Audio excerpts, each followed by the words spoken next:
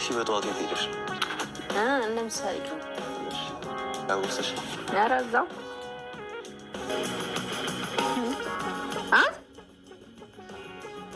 ምንድን ነው አቆራረስ? ምን ማለት ነው? እንደ ወንድ ልጅ ጠቅለል ጠቅለል ጠቅለል አጋት ጉርስም እንዴ ደግሞ ትስቃለን። እኔ ቆይ ስንቱን አስተምሮ ይችላል ያሰኛ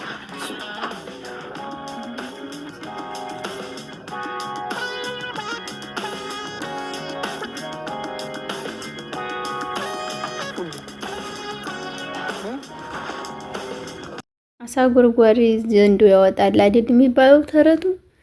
አቢገል ራሷን ልትዋረድ ትንሽ ነው የቀራት። ትንሽ ጫፍ ላይ እየደረሰኝ ነው። ራሷን ልትዋረድ ማለት ነው። በቃ ማጭረውና ማትሄድበት የለም። በስማም ጌታ ሆይ ግን እውነት ለመናገር ማለት ነው በዛ አጋጣሚ ሁሉም ቤተሰብ ነው የሚመስሉት። እውነት የድራማ ምናምን የተሰበሰቡ አይመስሉም። የአንድ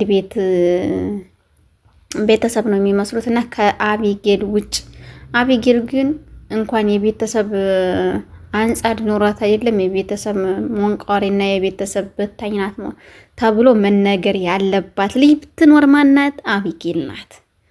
እውነት ቤተሰብ ሁሉ የምታበጣብጥ እሷ ብቻ ናት። የያዘችውን ነገር ሁሉም አትለቅ።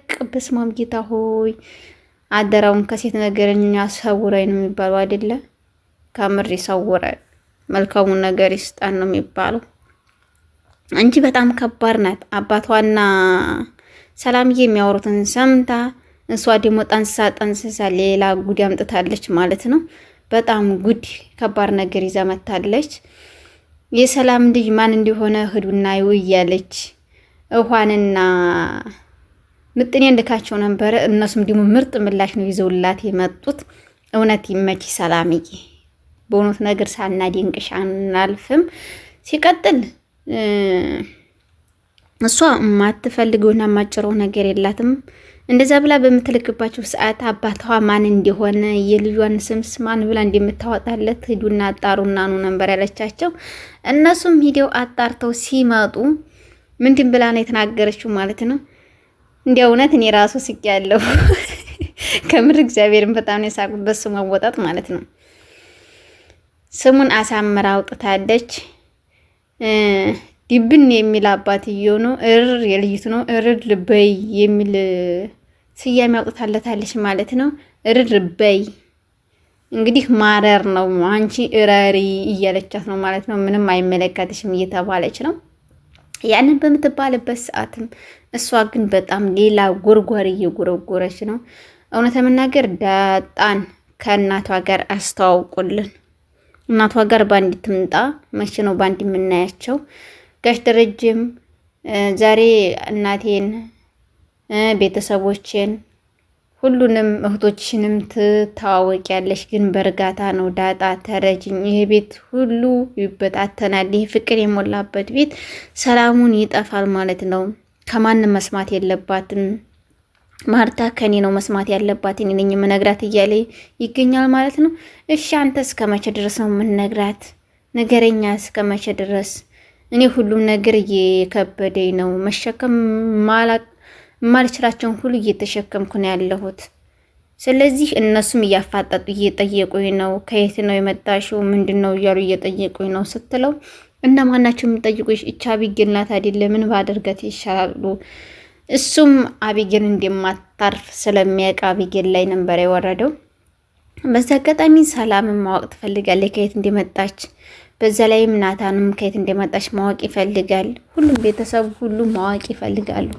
ምክንያቱም የሷም ማወቅ ብዙዎች የሚፈልጉ ነውና እነሱም በእንደዛ በሚሉበት ሰዓት ተረጋጊ፣ አይዞች፣ ታገኛቸዋለሽ፣ እናትሽንም በቅርብ እህቶችሽንም እህቴ ናቸው ብለሽ ትታወቂያለሽ። ግን ይሄን ነገር ሰው የለም ብለሽ በስልክ እንኳን እንዳታወሪ፣ አቢጌል ተሰማሽና እሷ ከያዘች አትለቅም እያለ ጋሽ ደረጀ እየተናገረ ይገኛል። እንግዲህ ሰላምም ለምንድን ነው የማትነግረኝ እያለች በምትጠይቀው ሰዓትም አልነግርሽም እንዲህ ያለች ወይ እያለ በምትጠይቅበት ሰዓት አልነግርሽም፣ የኛ ምሰቢ ቤቴና ሚስቴ ብጥብጥ ላይ እንወርቃለን፣ ለልጆች አታስቢም እያለ በሚናገርባት ሰዓትም እችን ግን እያዳመጠ ትገኛለች ከበር ላይ ተለጥባ። ያንን በምትሰማበት ሰዓትም እንዴት እንደዚህ ይሆናል እያለች ሄዳ ሰላሜን ነው ያፋጠጠቻት። እንዴት ነው አንቺ የእኛን ቤት መበጥበጥ አንቺ ምን አገባሽና ነው የኛ ልጆች ይበጠበጣሉ የሚልሽ ምንድን አድርገሽ ነው? ሰምቻለሁ እኮ ብላ በምትጠይቅባት ሰዓት እንኳንም ሰማሽ፣ እሱ ያለኝ እንደዚህ አይደለም፣ ምክንያቱም ልጆቼ ይበጠበጣሉ ያለው አንቺ ስትሄጂ ልጆቼ ከማን ጋር ይሆናሉ ብሎ ነው ያሰበውና የተጨናነቀው እንጂ ሌላ አይደለም እያለች መለሰችላት። ከአንቺ ነው ከሱ አይደለ ያረግሽው እያለ ከአባቴን ያረግሽው እያለ ትናገራለች ማለት ነው። እውነት ለመናገር በጣም ከባድ ሆናለች።